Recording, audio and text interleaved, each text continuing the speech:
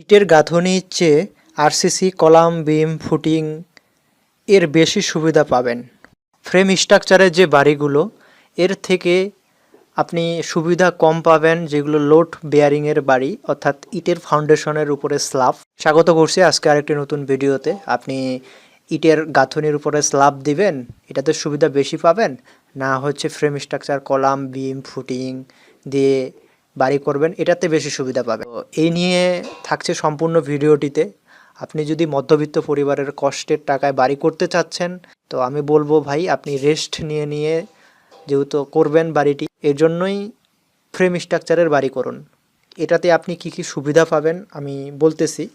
Frame structure অর্থাৎ column beam footing এবং স্ল্যাবের যে উপাদানগুলো, এর মধ্যে উপাদান লাগতেছে রড, খোয়া, বালি, সিমেন্ট। এই উপাদানগুলো আপনি সহজেই পাবেন।